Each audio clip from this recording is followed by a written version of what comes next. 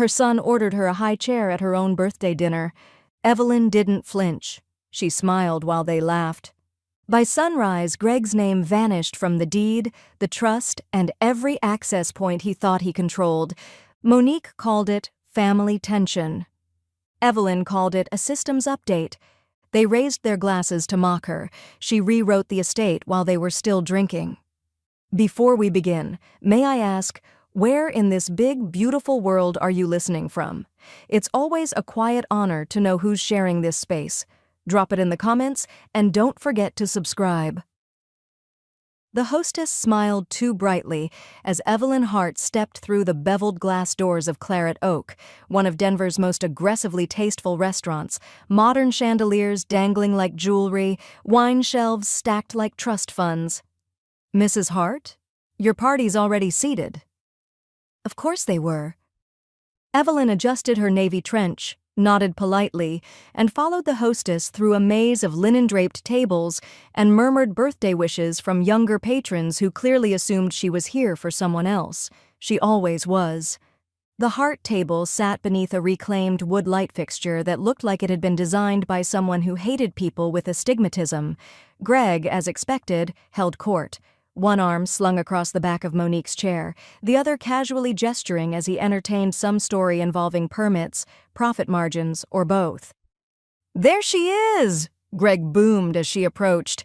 "We were starting to think you'd wandered into the knitting club next door."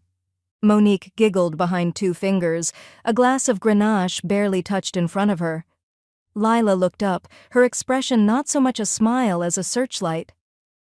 "I had a red light that respected itself," Evelyn said dryly, removing her coat. "Imagine that." Greg leaned over the table and flagged down the approaching server. "Can we get a high chair for our guest of honor?" he said, grinning wide enough to flash enamel. "She might slide off the leather." The table erupted. Even the server laughed, quick and automatic, the way people do when they don't know who's really paying. Evelyn's lips curled into the faintest smile as she slipped into the booth seat beside Lila. Her hand ran along the dark wood edge, feeling its weight. "Make it a booth," she told the server softly. "I like seeing the exits." A beat of silence. The server blinked, nodded, and retreated. Lila looked at her grandmother, then back down at her phone. Evelyn saw the flick of something behind her eyes, not pity, not quite, something closer to shared clarity. Monique pulled a glossy bag from the bench beside her and leaned in. "We found something we thought might help you keep sharp." She slid it across the table.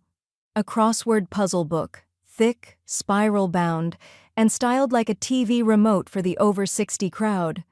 Greg thought it was cute. "Did he?" Evelyn said, peeling back the cover. She flipped through the pages once, then closed it and set it beside her water. "That's very proactive." "I figured it beats Sudoku," Monique chirped, sipping her wine. Across the table, Greg had already begun describing some new residential development up in Highlands Ranch, his voice rising in pitch and volume like a PowerPoint left on autoplay. Lila shifted beside Evelyn, her legs bouncing slightly beneath the table. After a moment, she whispered, "Excuse me," and stood. Her cloth napkin fell to the floor as she turned toward the restrooms, her eyes glassy and unblinking. Evelyn leaned back into the booth, the vinyl cool against her neck. She watched her son speak, watched how his words filled space without ever making room. She watched Monique nod like she was keeping tempo. And for the first time in a long time, Evelyn stopped listening. Instead, she reached into her handbag and retrieved her phone. No hesitation, no draft, just a message, short and silent. "Initiate hold-on transfer. Sent to one contact only, Mr. Smith." The server returned with a bottle of Sauvignon Blanc and an awkward smile. "Would you like to make a birthday toast, Mrs. Hart?" Greg chuckled before she could respond, only if she remembers what year it is. Evelyn picked up her water glass. "Here's to exits," she said quietly, and drank. The sky over Highlands Ranch was cloudless and cold, like a page left blank on purpose. Evelyn stepped out of her car, the gravel crunching beneath her flats as she took in the model home's freshly painted facade, white trim, sterile sage siding, black shutters that screamed modern luxury with no memory behind them. The sign out front read, "The Aspen Collection, starting at $1.4 million. She imagined how many corners Greg had cut to get it under cost. He was already waiting by the faux stone porch, arms crossed and trying not to check his watch too obviously. "Hey, you made it," he said, pushing a smile that didn't quite climb his cheeks. "Didn't expect you to drive all the way out here. You hate the suburbs." "I hate bad ones," Evelyn replied, stepping up to the porch, still assessing this one. He opened the door with a flourish, letting her walk in first. Inside, everything was just a little too curated. Too many beige tones, scented candles masking fresh paint, a jazz playlist humming softly through ceiling speakers as if the house were trying to flirt. Monique was already in the kitchen, leaning against the marble island like it had been waiting for her since birth. "There she is," Monique said, bright and brittle. "You're going to love this place. We've already picked out where the Christmas tree goes." Evelyn ran a hand over the smooth cabinetry. Hollow inside. "I assume there's also a spot for the nativity scene," she murmured. Greg laughed awkwardly. "Come on, Mom, don't be like that. We wanted to show you this first. It's gonna be our place. Family holidays, birthdays, eventually." Monique chimed in, gliding past with a tablet in hand. "And we've got something special just for you. Wait till you see the guest nook." They led her down a short hallway into a small alcove with a built-in daybed and a half-size window. A single reading lamp dangled above it like a mercy offering. Monique beamed. "See? Cozy, right? We thought it'd be perfect when you visit." Evelyn stared at the space a beat too long, as if measuring it for air. "Nooks," she said finally, "are for books, not people." Monique's smile faltered. Greg folded his arms tighter. "Look, we thought this would be easier if we made it real. You did say the down payment was a family commitment. That's what we're doing here, building for the family." Evelyn walked back into the main room, her heels quiet on the engineered hardwood. She looked around the pristine silence. This house wasn't built for laughter. It was built for resale. "Do you want to sit down?" Greg asked, gesturing to the leather couch like it was a negotiation table. She opened her purse instead. From inside, she removed a single business card, thick, embossed, clean white with navy text. "Mr. Alan Smith, Estate Counsel." She handed it to Greg without looking up. "He handles my commitments." Greg turned the card over like it might bite him. "What's that supposed to mean?" "It means I don't discuss contracts with family," she said, her voice soft but unsparing. "That's what lawyers are for." Monique's face tightened. "So this whole drive was a game?" "No," Evelyn replied, adjusting the collar of her coat. "But pretending I was coming to live in a closet? That was a punchline." Her phone buzzed gently in her pocket. She ignored it until she stepped back outside, the cold returning like a verdict. Unlock. One new message. "Lila, you okay?" Evelyn stared out at the nearby construction site, tracts of future homes, all lined up like ambitions that didn't know how to age. She typed back slowly. Still standing, still facing the exits. The safe box clicked open like an old friend who no longer made small talk. Evelyn sat at the dining table in her modest two-bedroom townhome, hands steady, glasses perched low, a legal pad to one side, and a ceramic mug cooling beside it. The sun crawled in through the blinds, slicing the room into neat partitions of light and shadow. She had always preferred paper to pixels, paper remembered. She reached into the steel drawer and began laying each item out with the quiet reverence of a museum curator. One by one. The original deed to the family cabin in Estes Park, sold before Greg's third attempt at a real estate pivot. Her late husband's hand-notated will, still crisp after 20 years. Copies of joint accounts, dormant and humming with passive interest. A sealed envelope marked Lila, open only if I forget who you are. Evelyn exhaled slowly and picked up a manila folder labeled simply, Trust. She tapped the corner against the table, realigning its edges, then set it aside. Not yet. Her phone buzzed, soft, deliberate, a message from Lila. No caption, just 2 screenshots. The first was a group chat between Greg, Monique, and someone named Mandy, assistant. Greg, mom's slipping, said nooks are for books and wandered off like it was a mic drop. Monique, early dotage is real, should have started her on those memory supplements in the 2000s. Greg, I give it 6 months before she forgets where she lives. Maybe we speed that up? Kidding. Sort of. The second screenshot was just Lila's reaction. No words. Just a silent, electric acknowledgement. Evelyn's face didn't change, but her fingers curled slightly on the edge of the table as if something sharp had passed beneath her skin. She set the phone down, face up, and rose. In the hall closet was a box she hadn't opened in years.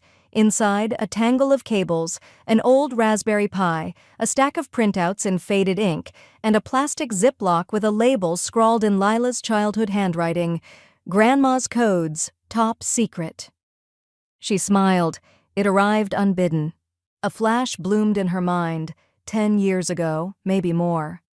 Evelyn sitting cross-legged on the living room floor, Lila beside her, wide-eyed and sleepy, the blue glow of a laptop illuminating both their faces. If you can write a function, you can solve a problem, Evelyn said, typing slowly. What's a function? A promise the code makes to you. If you feed it the right thing, it gives you what it promised, like a deal you can enforce. Cool, Lila whispered, holding her breath as her grandmother ran the script. The tiny robot blinked. Back in the present, Evelyn blinked too. She walked over to the kitchen counter and dialed the number from memory. It only rang twice. Doris, she said. Well, if it isn't my favorite submarine, Doris replied, voice gravelly with affection, silent but armed. How's war? I'm updating the revocable trust today. A pause. Then calmly, do it with both hands, and no second guessing. They're laughing at me behind glass, Doris, like I'm already gone. No, honey, Doris said. They're laughing because they think you won't flip the mirror. You're not a burden, you're a legacy. Remind them. Evelyn nodded, though Doris couldn't see it. Her hand hovered over the folder again. Then she picked it up, this time with purpose, and slipped it into her leather satchel. The screen on her phone was still lit. A notification banner slid in from the top. New email, notification of beneficiary change, Smith and Associates. Evelyn's breath caught, but not from surprise. She picked up her mug and took a long, quiet sip. The notary's office smelled like toner and lemon wipes, clean, but not comforting. Evelyn sat upright in a leather chair that tried too hard to feel rich, a manila envelope balanced on her knees like a loaded question. Mr. Franklin, the notary, no relation to Doris, was efficient, quiet, and respectful in the way people get when they sense you're not just old, but watching everything. Initial here, and here, he said, pointing with a matte black pen. She signed once, then again her cursive neat and angled, no hesitation in the strokes. The final signature went at the bottom of the amendment, an addendum that changed the order of disbursement and quietly shifted the entire estate's future. No ceremony, just ink and law. When the stamp hit the page with a dull thunk, Evelyn let out a breath she hadn't realized she was holding. Done, Mr. Franklin said, sliding the folder back to her. No, Evelyn murmured, rising to her feet. Just started. Outside, the March sun was cold and bright, the kind that made everything look more honest than you wanted it to be. She opened her phone in the parking lot, thumb hovering as a new message came through. Greg, we'll be moving in by June. Hope you're ready for that Nook life.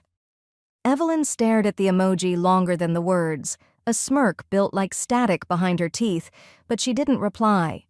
Instead, she opened the gallery app and scrolled to a photo of her late husband, taken the year before he died.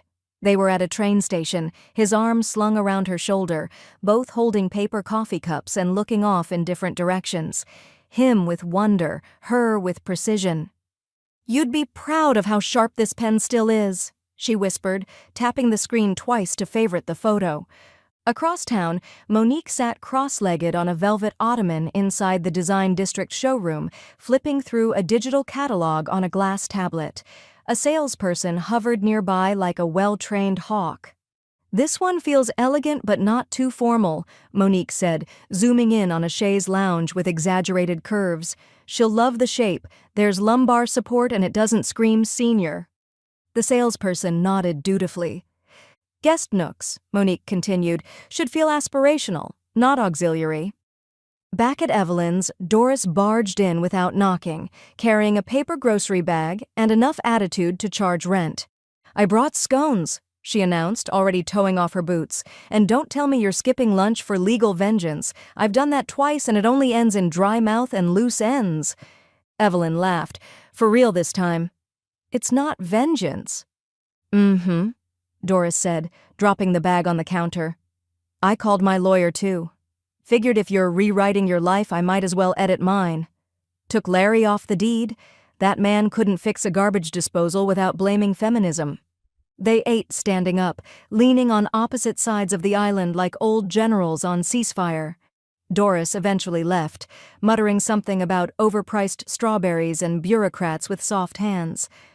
Evelyn returned to her study, where afternoon light fell across the desk like a filtered memory. A stack of files sat neatly in the corner. She reached for the one on top, navy folder, embossed initials in silver, LH. She hesitated, then left it where it was. It didn't belong to her anymore. A half-hour later, Lila let herself in quietly. She'd always had a key, though Evelyn suspected Monique didn't know that. She moved with the slow caution of someone taught not to intrude until she spotted the navy folder, perfectly centered on the desk. Written in careful black ink on a post-it, "Legacy folder. For Lila only." Lila didn't open it. She just placed her hand on top and whispered, "Okay." The call came at 8:12 a.m., sharp, like a warning bell. Evelyn had just finished steeping her morning tea when her phone buzzed with Mr. Smith's name flashing across the screen. She didn't flinch. She walked it calmly to the window, sunlight leaking through slatted blinds, casting long lines over the rim of her mug. "Evelyn," Mr. Smith began, no pleasantries. "I believe you're about to get a very interesting phone call. Just wanted you to hear it from me first." "Go on," she said, sipping once, never moving from the window. "Greg attempted to use the Evergreen property as collateral for a refinance," he said, "apparently to cover a second loan tied to that Highlands Ranch development." She inhaled, slow and quiet, letting the warmth of the tea run counter to the chill rising in her chest. "Problem is," Smith continued, "he listed himself as the legal owner. Title search bounced it. That LLC we moved the property into 3 years ago, still active, still private, still yours." Evelyn allowed herself one blink. "He really thought I'd forgotten I was clever." Smith let out a dry chuckle. "If you'd like, I can send him the updated deed, or let the bank handle it." "Let the bank educate him," she said. "It'll stick longer that way." And with that, she hung up. 20 minutes later, the text thread in Greg's phone was alive with panic. "Greg," 7 unread. "Call me now. This is serious, Monique. The refi didn't go through. They're saying the property isn't mine. What the hell is she playing at? We showed them the folder with the estate stuff last year. Monique?" At that moment, Monique was in her home office, a robe sliding off one shoulder, scrolling through pending orders on a furniture vendor app. A chaise, a custom rug, a $3,600 Italian recliner she told herself Evelyn would love, even if it never got unwrapped. Greg burst in without knocking. "She sandbagged us," he snapped. "The Evergreen house isn't in her name anymore. It hasn't been for years." Monique's brow furrowed. "That's not possible. She literally gave it to you." "No, she talked like she did," he said, pacing now. "But on paper, it's in some LLC, shielded, airtight. My name's nowhere near it." "So fix it," Monique hissed. "Get it back, reverse it." Greg stopped pacing. "I can't." It was never mine to begin with. The silence that followed stretched and broke. Monique stood, robe falling fully from her shoulders now, forgotten. "You mean we leveraged air?" she said. Greg ran a hand through his hair. "I don't know how she did this, how she even thought of it." "She was a software engineer for the Department of Defense," Monique snapped. "Not a birthday clown. Of course she thought of it." She moved past him, straight to her laptop, typing hard. "You need to get her on the phone. You need to tell her we need that house." Greg exhaled, already knowing how that would go. Still, he pulled up her number, hit call. Voicemail. He tried again and again. The third time she answered, not with a greeting, just silence. "Mom," Greg started, voice tight. "I know what you did. You're sabotaging our future. That property was never yours," Evelyn said, voice low and immovable. "You gambled with something you didn't own. You lost. That's not sabotage. That's gravity." "You don't get to rewrite the rules just because you're old." Evelyn chuckled, not kindly. "I didn't rewrite anything. I only erased what you never had." Click. Later that night, Evelyn sat on her patio beneath a wool blanket, Lila beside her, sipping cocoa and saying nothing. The stars above were spare and sharp. Somewhere in the distance, wind shook the bare branches like bones against the sky. "You look lighter," Lila finally said. Evelyn didn't reply. She just reached for her phone, opened a folder marked Asset Firewall, and began typing. The cafe was new, one of those minimalist Denver spots that looked like a Pinterest board threw up on polished concrete. Soft jazz murmured from speakers hidden behind industrial pipes. The baristas wore canvas aprons and expressions of detached superiority. Evelyn chose a table in the back corner, facing the door, naturally. She arrived 15 minutes early, she always did. Sliding her phone under her scarf on the table, she tapped a button. The screen lit up, red dot glowing. Recording started. The device looked off, passive, just a grandmother's forgotten phone. Evelyn took a slow sip of chamomile and waited. Monique arrived precisely 7 minutes late, wearing oversized sunglasses and forced warmth. "Evelyn, so glad you could meet." Evelyn gestured to the opposite chair without a word. Monique sat, placed her oat milk latte beside her phone, and smiled as if they were two girlfriends catching up before yoga. "So," she began, crossing her legs and adjusting her jacket. "I know there's been some confusion, missteps maybe, but Greg and I wanted to make sure there were no hard feelings." Evelyn raised an eyebrow. "Did you?" Monique leaned forward slightly, voice lowering like she was about to offer a secret recipe. "You've always been the sharpest person in the room, but, well, lately Greg's been worried, and look, I'm not saying it's time to panic, but you've seemed foggier." Evelyn didn't blink. "I mean, forgetting property transfers, moving money around, just saying maybe it's time to delegate some of the more complicated responsibilities, financially, medically, emotionally. There are forms we can help with, just to take the pressure off." Evelyn took another sip. "And assign that delegation to whom?"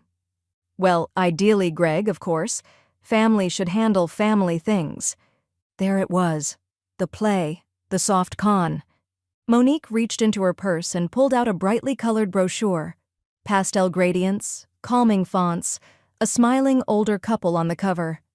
"Your future, simplified, aging with dignity." "Just something to consider," she said gently, sliding it across the table. Evelyn reached into her own bag, slowly, deliberately. She withdrew a plain white envelope, no branding, no flourish. She placed it next to the brochure. "This," she said, "is for you." Monique hesitated before opening it.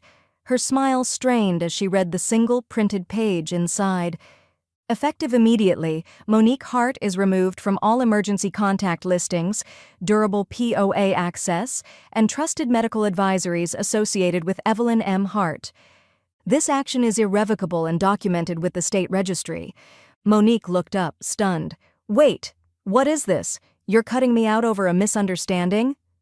Evelyn stood, wrapping her scarf around her neck like armor. It's not a misunderstanding, Monique. It's pattern recognition. You don't mean this, Monique said quickly, standing too. Greg will be furious. This affects both of us. Evelyn smiled, soft and deadly. You should be more careful what you say over lattes. Monique blinked. Excuse me? Evelyn reached under her scarf, tapped the recording off, and slipped the phone into her pocket. Surveillance, she said coolly. Works both ways. She walked out without another word, coat swinging behind her like punctuation. Back at the table, Monique stood frozen, the brochure and letter side by side, untouched coffee cooling beside them. Her phone buzzed in her bag. A text from Greg. Greg, bank's frozen the bridge loan. Evelyn's got someone inside. Her hands trembled as she picked up her cup, only to realize it had started to spill. The front door of Greg's Tudor-style home opened before Evelyn even knocked. Monique stood there with a forced brightness that didn't reach her eyes. Well, don't you look sharp, she said, stepping aside. Evelyn stepped in, coat draped over one arm, a slim black portfolio tucked under the other. I always dress for the weather, she replied. Forecast called for frostbite and performance. Inside, the house was perfumed with brunch smells, maple bacon, cinnamon waffles, something citrusy trying to mask tension. Lila was already seated at the table, quietly refilling glasses. Greg moved between the kitchen and dining room like a host in a commercial, shirt pressed, voice dialed to generous son. Glad you could make it, he said, pulling out a chair for Evelyn. Thought you might be mad about the refinancing stuff, just a misunderstanding. Evelyn offered him the kind of smile you reserve for people who wave in mirrors. I don't hold grudges, she said, sliding into the seat. I notarize boundaries. She placed the black portfolio on the table, neatly between her place setting and the fruit salad no one had touched. Brunch began with clinking silverware and Monique's strained attempts at small talk. Evelyn let it all happen. She let them fill the air with noise because she knew what silence could do. And when the pancakes were cooling and the momentum finally stalled, she unzipped the portfolio. I wanted to share something, she said, voice calm but undeniable. Not a toast, just a transition. Greg looked up, wary. Evelyn unfolded a single document and laid it on the table, a signed, notarized affidavit. Lila leaned slightly forward, eyes narrowing to read. I've finalized my move, Evelyn said. A tech-assisted retirement cooperative in Boulder. I'll have autonomy, privacy, and more bandwidth than this house has grace. Greg scoffed. A co-op? Seriously? That's not exactly a family plan. Evelyn didn't blink. It's not a plan, it's a correction. Monique straightened. So, you're leaving us? Evelyn turned to her, measured. I'm reclaiming space. You can call that leaving if you'd like. But no, I'm not running. I'm redesigning.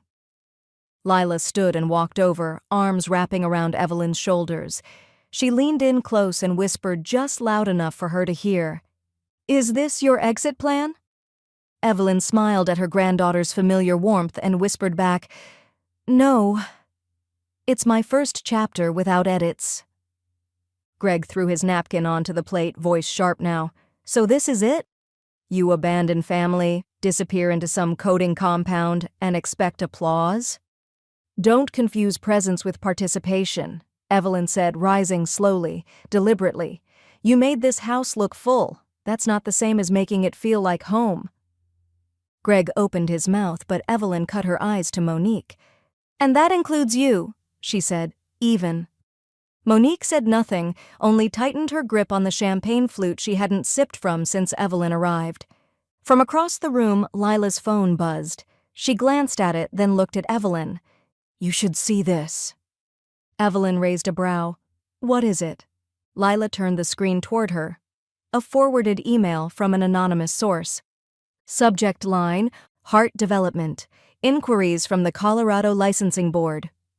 Greg Hart slammed the phone down hard enough to rattle the mug beside it, splashing lukewarm coffee onto a folder labeled Evergreen Property, Appraisal Packet.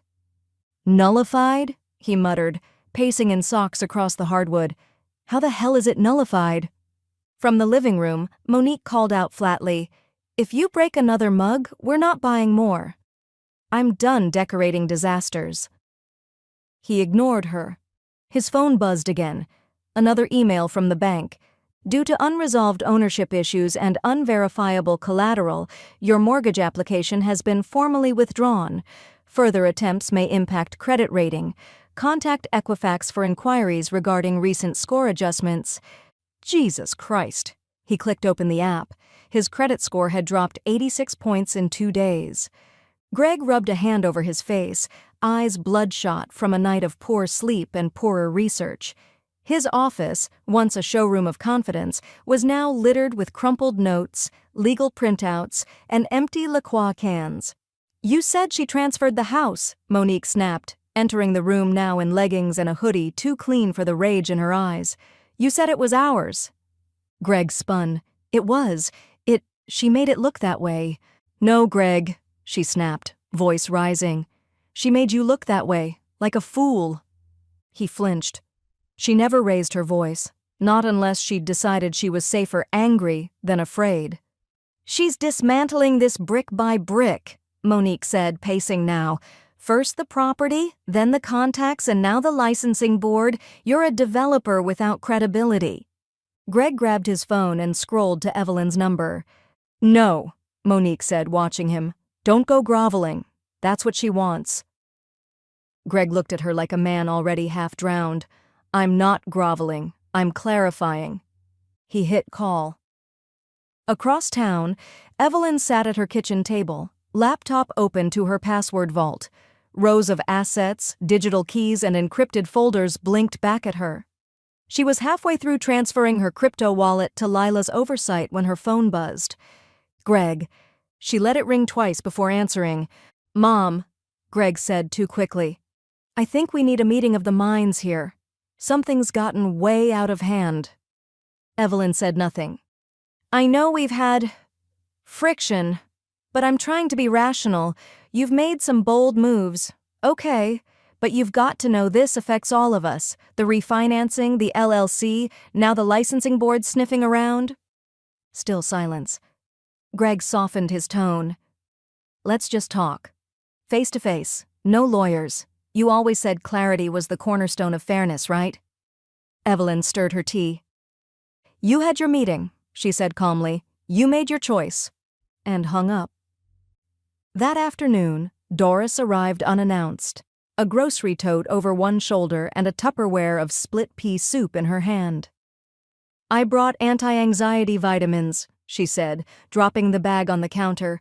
"They're called carbs. Eat up." Evelyn laughed, exhausted but light. Doris raised an eyebrow. "So, he's unraveling?" "Thread by thread." "Well," Doris said, pouring herself water, "they underestimated the fire in your marrow. Happens when people mistake grace for surrender." Evelyn closed her laptop. "He tried to call it a meeting of the minds." "That boy never understood your mind," Doris said, sitting beside her. "He just resented its sharpness." They ate soup in silence, the kind of silence that says, "We've earned this peace." Later that night, Lila received an encrypted message. Subject line, "Your inheritance, digital keys to begin transfer." The email had one line of text. "When they ask what I gave you, tell them I gave you back time." Lila stood in the center of a sparsely furnished studio, sunlight streaking across concrete floors and sleek assistive tech consoles. The walls were still bare, but the place felt alive, with promise, not pretense. Evelyn's tech-assisted cooperative in Boulder wasn't just a building, it was an ecosystem. Residents coded in the lounge, traded AI ethics podcasts over lunch, and ran encryption tutorials between water aerobics and memory games. Lila set her duffel down gently, like she was placing a flag. Her fingers lingered on the strap. There was no going back, not emotionally, not legally. That afternoon, she met Evelyn and Mr. Smith in the co-op's legal suite, an office disguised as a solarium, its corners filled with plants and subtle power. "This is just a formality," Mr. Smith said, handing Lila a blue leather folder. "Your grandmother made her intentions clear months ago. We're just sealing them in law." Lila flipped through the documents. Her name now appeared as sole medical power of attorney, successor trustee, authorized signatory on Evelyn's estate, digital and physical. She signed in a steady hand. Evelyn watched quietly, chin lifted, eyes glassed but steady. "No second thoughts?" Lila asked. "None," Evelyn said. "Second chances, maybe, but never second thoughts." The ink was barely dry when Chaos rang the buzzer at the front desk. Monique, dressed in all black, lips tight, heels too loud for the linoleum. She stormed past the startled receptionist, brandishing her phone like a warrant. "I'm here to speak to my daughter," she snapped, "and my mother-in-law, if she still remembers who I am." Lila stepped out from the hallway like a wall. "This isn't your house," she said, calm as static. "And I'm not your audience." Monique's breath hitched. "So you're just, throwing away your whole life? For what? Some legacy fantasy? You live under my roof." "Correction," Lila said. "I lived under your rules. There's a difference." Evelyn entered behind her, serene in her soft gray cardigan and pearl earrings. She walked to the communal tea station and poured herself chamomile, hands precise. "You raised me to smile at disrespect if it came with brunch reservations," Lila continued. "You laughed at her, mocked her, tried to erase her value for your convenience." "Don't rewrite history." "I'm not," Lila said. "I'm rewriting my part in it." Monique's voice pitched higher. "You're betraying your family." Lila's gaze didn't flinch. "You laughed at her like she was less than human."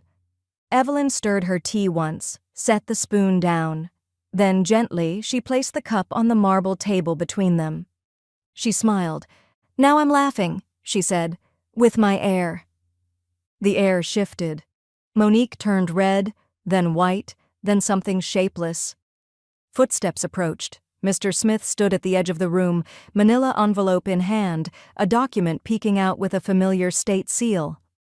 "Ms. Hart," he said to Monique, "per legal directive, you and your husband are no longer permitted to contact Ms. Hart, either of them, without representation. A protective injunction has been filed with the county." Monique blinked. "You can't be serious." "Oh," Mr. Smith replied, "I'm meticulous." "Not theatrical." He handed her the envelope. As she stood frozen, Lila stepped back into Evelyn's shadow, not to hide, but to anchor. "Leave," Evelyn said softly. Monique did. That evening, Evelyn and Lila sat on the patio of the co-op, warm blankets over their legs, laptops open but untouched. "You okay?" Evelyn asked. Lila nodded, staring at the horizon. "I didn't just move out. I stepped in." Evelyn touched her hand. "And that makes all the difference." The files stretched across Evelyn's dining table in an architecture of truth. Bank statements, quarterly reports, donation receipts, decades-old email threads printed and hole-punched, some pages yellowed, others freshly inked. Together they formed a pattern, not a smoking gun, but something colder, slower, a siphon disguised as obligation. Evelyn wore her reading glasses low on her nose, highlighter in hand, sipping ginger tea as if this were just another night in a long, technical career. Across from her, Lila typed with quiet focus, eyes darting between spreadsheets and her voice memo app. "Grams, this line from 2018, your name was used on a foundation grant application Greg submitted?" Evelyn didn't look up. "Without my consent, he added me as a silent legacy partner so he could inflate donor credibility. Check the disbursement trail." Lila tapped a few keys. Funds routed to a shell holding, then transferred to Hart Development's escrow account. 3 months before they bought that second model house, Evelyn said softly. "He always needed my name, never wanted my presence." Mr. Smith had looped in a forensic accountant the week prior. Now Evelyn had more than suspicion. She had sequence, wire transfers, duplicate signatures. Greg hadn't just failed as a developer. He'd funded his ambition with quiet theft from the only woman who ever trusted him without proof. Doris arrived with no fanfare as usual, kicking the door shut with her boot while balancing a pizza box and a flash drive. "I brought dinner and the good stuff," she announced. "Cheese for strength, malware logs for clarity." Lila perked up. "Wait, you ran diagnostics on Greg's email server?"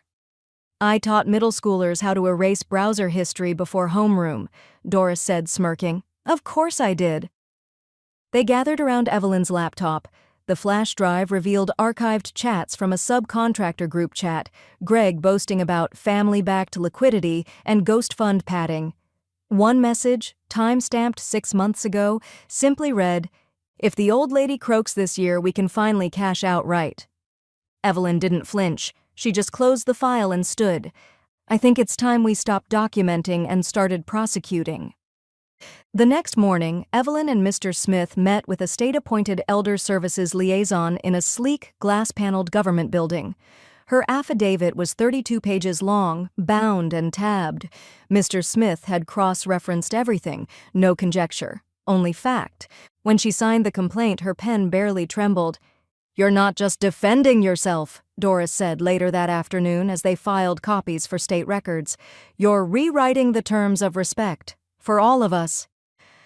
Meanwhile, in Lila's room at the co-op, audio gear lined the desk. A single mic, foam panels. Her laptop screen displayed the title slide of her senior media project, Episode 1, Inheritance Isn't Ownership, The Evelyn Hart Tapes. She hit record. "My name is Lila Hart, and this is the story of how one woman's silence was mistaken for surrender, until it wasn't." Greg's phone vibrated during a meeting he wasn't fully listening to. The subject line froze his blood. "Colorado State Licensing Board, Preliminary Review of Heart Development." He opened it. The words hit like falling steel. "Your license is currently under review for procedural fraud and disclosure violations. You are instructed to cease all new contracts until the review is complete." Across the table, his assistant asked something he didn't hear. Greg stood slowly, walked into his office, and closed the door. He tried calling Evelyn again, voicemail. He didn't leave one. The email came at 6:41 a.m., just as Greg was pouring his first coffee, black, bitter, unearned. Subject, urgent, withdrawal from Highland Summit Project. From Devon Realty Partners. To Greg Hart, Hart Development LLC. Greg. Due to recent publicity and pending licensing board actions, our firm must withdraw from the Highland Summit investment. We cannot risk capital on uncertain legal standing. This decision is final. Devon R. Gregg read it 3 times before slamming his fist into the countertop, splintering his ceramic mug. Coffee soaked the paper trail of what was supposed to be his comeback: spreadsheets, architectural renderings, laminated sales maps. From the hallway, Monique's voice echoed flatly. "Another investor or the last one?" He didn't answer. Couldn't. He stared at the seat across from him. Empty. Across Boulder, Evelyn adjusted the lapel of her blazer and glanced over her note cards one last time. The event hall at the co-op buzzed with quiet anticipation. Residents, university guests, tech journalists with badges that read press in sans-serif arrogance. A projector glowed with the title slide, "Dignity by Design, Building Systems That Protect, Not Patronize." Keynote by Evelyn M. Hart. When her name was called, the applause was modest but full. She walked to the podium without hurry, silver hair catching the light like threads of metal. "Good design," she began, voice steady, "doesn't begin with innovation. It begins with empathy. It begins when we ask not just how we can make people more efficient, but how we can make them feel seen." Lila recorded from the front row, eyes shining. Doris sat beside her, mouthing along to phrases she'd already heard in kitchen rehearsals. The audience leaned in, not just polite, but engaged. Evelyn concluded with a quiet authority that demanded nothing, but received everything. "I spent my career writing code," she said. "Then I spent my retirement learning which lines could be rewritten and which were always mine to author. Dignity isn't gifted, it's remembered." The room rose to its feet. Later, in the rec lounge turned after-party, Doris clinked her iced tea against Evelyn's cup and handed her a handmade award, cardboard wrapped in foil, stuck into a foam base. "Presenting," Doris announced with mock grandeur, "the Golden Firewall for lifetime achievement in not being screwed over after 60. The crowd laughed. Evelyn held it up like it was glass. "Least likely to be manipulated into oblivion," Doris added with a wink. Lila leaned over from her chair. "Do you ever regret it?" Evelyn paused, eyes distant for a beat. "Only that I waited this long to stop shrinking." That night, Evelyn sat in her apartment, wrapped in a wool shawl, the room dim except for the soft glow of her laptop. A file folder labeled Brunch Year 75 rested on the desktop. She clicked play. There it was, the video footage from the high-end restaurant. Greg's voice, amplified by entitlement, echoed, "Can we get a high chair for the guest of honor?" The laughter, the server's awkward chuckle, her own smile, small and tight. She watched it all without flinching. Instead, she leaned back, reached for her tea, and whispered, "They built a punchline. I rebuilt the ending." Then she hit delete. Not to forget, but because she didn't need proof anymore. The knock came just after 3 o'clock, precise and rehearsed, as if Greg had practiced it on the way over. It was neither timid nor aggressive, just controlled, the kind of knock that said, "We've decided this will go well for us." Evelyn stood in the kitchen, slicing lemons for her afternoon tea. She paused, set the knife down carefully, and glanced at the door. She already knew who it was. Outside, Greg stood with a tight jaw and shoulders too square for sincerity. Monique hovered half a step behind him, dressed in a pastel blouse and clutching a bouquet wrapped in wet grocery store cellophane. Her eyes were shielded behind oversized sunglasses, even though the porch was shaded. "We were in the area," Greg said when Evelyn opened the door. His voice carried the kind of warmth that came from a script, not a feeling. "Wanted to stop in, say hello? Maybe talk." Evelyn looked at the bouquet but didn't reach for it. "Of course you did." After a long pause, she stepped aside. They entered the sitting room like strangers visiting a museum of someone else's life. Greg took the armchair he used to claim during holiday visits. Monique perched on the edge of the couch, posture delicate, as if any shift might trigger an alarm. Evelyn did not sit. Instead, she remained standing near the mantel, her hands clasped loosely in front of her, a folded document tucked beneath one palm. "We just want to clear the air," Monique said, carefully smoothing her slacks. "There's been so much distance, miscommunication, and we're not proud of how things unfolded. But family is family, right?" Greg leaned forward, elbows on his knees. "We've had time to reflect. We don't want things to stay like this. We came to make peace." For a moment, Evelyn said nothing. She simply watched them, as if deciding whether to let the performance play out to intermission or bring down the curtain early. "I'm glad you came," she said finally, her tone even. "Because I've prepared something for you both." She walked slowly to the coffee table, retrieved the folded document, and handed it to Greg. He unfolded it with a flick of his wrist, skimming the title page. "Terms of Reentry. Conditional access to Evelyn M. Hart's estate, medical decisions, and personal affairs."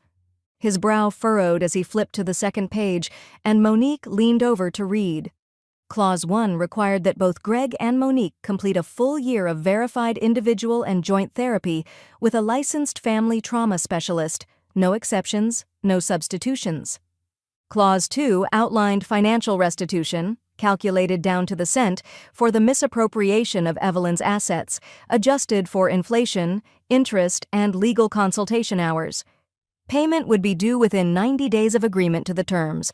Clause 3 demanded a written and publicly available acknowledgement of emotional harm and elder manipulation, signed and submitted to the Colorado Office of Adult Protective Services, with a copy sent to Evelyn's attorney. Clause 4 reminded them that re-entry was not a right, but a privilege, one governed not by obligation, but by earned trust. By the time Greg reached the final page, his hands had curled the paper into a ridged half-cylinder. "This isn't forgiveness," he muttered, eyes narrow. Monique let out a dry laugh, short and sharp. "This is delusion. You've completely lost your mind." Evelyn raised her chin, voice calm but final. "Number, I've just stopped losing time." Greg stood, tossing the document onto the table like it had insulted him. "You think this fixes anything? You think a few pages of demands make you righteous?" Lila, who had been quiet until then, stepped into the room holding her phone, not in conversation, but in playback mode. The sound of Greg's voice filled the room, unmistakable and captured. "If the old lady croaks this year, we can finally cash out right." Then came Monique's soft, complicit chuckle, followed by silence. "These recordings are admissible," Lila said, her voice low but controlled. "They're also backed up. So if you're thinking of challenging anything legally or narratively, you should be advised. We're not afraid of evidence anymore." Monique paled. Greg's face twisted, but the fire behind his eyes had dimmed. Neither of them said another word. They simply turned and left, the door clicking shut behind them like the last line of a paragraph no one wanted to read again. That evening, as the light faded across the foothills, Evelyn and Lila sat in the sunroom, the scent of chamomile and lemon hanging in the air. Outside, the trees bent gently in the early spring breeze. Lila finally spoke. "Do you think they meant it, coming here?" Evelyn gave a faint smile, neither bitter nor forgiving. "They meant to get something. That's different from meaning to change." The notary's pen moved slowly, deliberately, across the final page as the spring light filtered through the large windows of Evelyn's co-op conference room. The air carried the scent of printer ink, fresh lilies from the front desk, and a sense of finality too dense to name. Mr. Smith sat beside her, reading glasses perched on the end of his nose, checking each line with quiet precision. He had brought 2 copies of the irrevocable trust document, one to file, and one for Evelyn to store in her digital vault, right alongside the rest of her code-base credentials and carefully indexed instructions. Across the table, Lila sat with her hands folded, a silk scarf looped at her neck in a way that reminded Evelyn of her own mother, a woman who had understood dignity even before the world offered her any. "Everything looks in order," Mr. Smith said, sliding the folder forward. "Once you sign, this becomes permanent. No reversals, no appeals. The full trust passes exclusively to Lila, estate, digital rights, and medical authority." Evelyn didn't hesitate. She uncapped her pen, signed her name, and exhaled slowly. Lila looked over, startled not by the act, but by the expression that followed. Evelyn's face didn't show relief exactly. It showed arrival.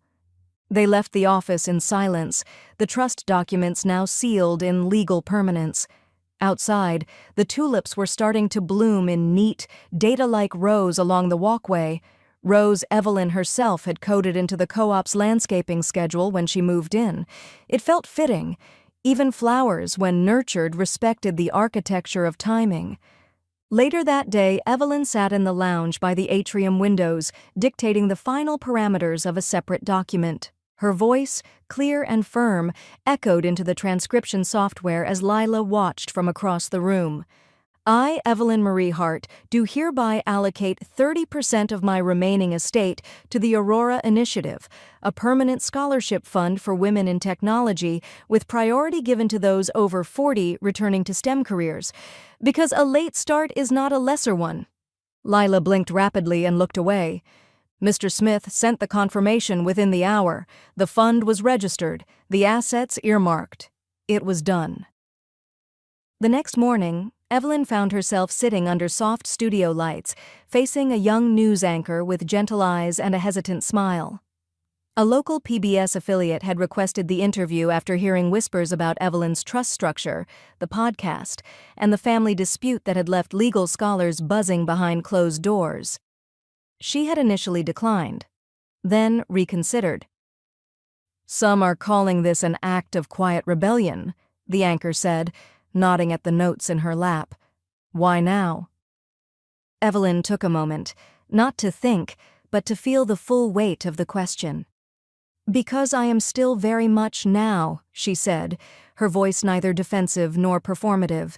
People treat the elderly like we've been filed under past tense, but I have agency, intelligence, and rights that don't expire just because my hair has. The interview aired that evening. Within 24 hours, the clip went viral across elder rights advocacy circles and tech mentorship platforms.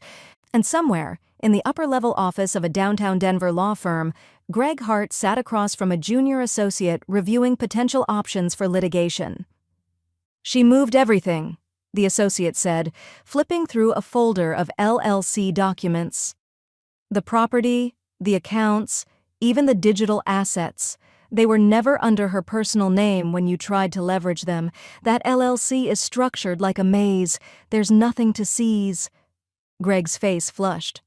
"So she just wins?" "She was never in the game you thought she was playing," the associate replied. "She built a different one and locked the doors." Greg stood without thanking him. Outside the office, the city pulsed around him, unmoved by his urgency, unbothered by his unraveling. That night, Evelyn received a message from her attorney's office. Hart Development LLC officially dismissed its suit. No legal grounds. Case closed. She read it once, then archived the email. Across from her, Lila sat curled into the couch with a notebook on her lap. She had been writing ideas for the next podcast episode, but paused when she noticed Evelyn watching her. "You okay?" Lila asked. Evelyn didn't speak for a long moment. Then she looked out toward the trees beyond the glass wall and said quietly, "I think I've finally stopped editing myself." The lights in the archive room were soft, indirect, designed to reduce glare, to make even the most complex documents feel readable, understandable, human. Evelyn sat at a modular desk beneath a skylight that tracked the slow progress of morning into afternoon. The desk was scattered with USB drives, a collapsible scanner, old patents folded like origami, and code printouts annotated with red pen margins that looked like they were fighting for space between invention and revision.